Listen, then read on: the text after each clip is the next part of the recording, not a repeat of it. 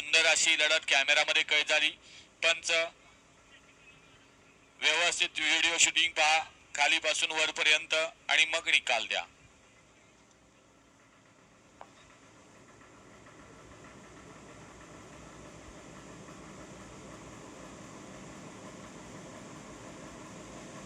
वळवा राहिलेला सेमी 6 वळवा आणि मैदानात येणार. हिंद केसरी सेवा ही गाडी फायनल साठी पात्र आहे आणि क्वार्टर फायनल साठी गाडी पात्र आहे.